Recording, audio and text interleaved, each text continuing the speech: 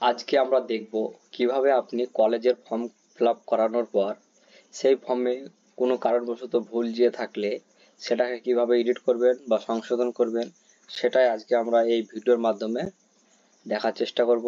আপনি প্রথমে গুগলে আসবেন, আসার পর সার্চ করবেন WBCAP। সার্চ করলে এরকম পেজ আপনার সামনে ওপেন হবে এবং আপনি এই অপশনের মধ্যে এই অ্যাডমিশন পোর্টাল এই অপশনে আপনি ক্লিক করবেন। ক্লিক করার পর একটু টাইম নেবে, এভাবে একটু ঘুরবে। ঘোরার পর এরকম পেজ আপনার সামনে ওপেন হবে এবং এখানে আপনি দুটো অপশন দেখতে পাচ্ছেন, স্টুডেন্ট লগ ইন এবং রেজিস্টার নাও। আমি যেহেতু আগেই ফর্ম ফিল আপ করেছি এবং কিছু কারেকশন করার প্রয়োজন আছে, তাই আমি এই স্টুডেন্ট লগ ইন অপশনে ক্লিক করব। ক্লিক করার সঙ্গে সঙ্গে এরকম পেজ আপনার সামনে ওপেন হয়ে যাবে এবং আপনার ইউজার আইডি যেটা আপনি বানিয়েছিলেন সেটা এখানে লিখে দেবেন।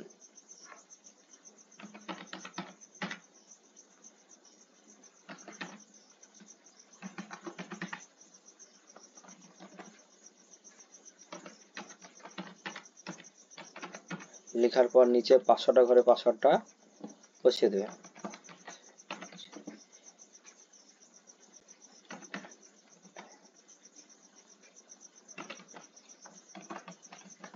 দেওয়ার পর এই চেক মার্ক করবেন, করার পর এই লগ ইন অপশনে ক্লিক করবেন। লগ ইন অপশনে ক্লিক করলে এইভাবে সাকসেসফুলভাবে লগ ইন হয়ে যাবে এবং আপনি এই অ্যারো চিহ্নে ছবির পাশে এই অপশনে ক্লিক করবেন। করার পর এখানে অনেকগুলো অপশন দেখতে পাবেন, সেগুলির মধ্যে আপনি এই মাই প্রোফাইল এই অপশনে ক্লিক করবেন। ক্লিক করার পর এরকম অপশন আবার আপনি দেখতে পাবেন এবং আপনি এখানে যে এই এডিট অপশন দেখতে পাচ্ছেন, এই এডিট অপশনের উপর আপনি ক্লিক করবেন। ক্লিক করলে এরকম পেজ আবার আপনার সামনে ওপেন হবে এবং আপনি এই আনলক প্রোফাইল এই তালার মতো আছে এই অপশনে আপনি ক্লিক করবেন এবং এটা আপনি এই কনফার্ম অপশনে আপনি ক্লিক করবেন। কিন্তু আপনার যে আগে কলেজগুলো চুজ করেছিলেন সেগুলি বাতিল হয়ে যাবে এবং পুনরায় এগুলোকে আবার আপনাকে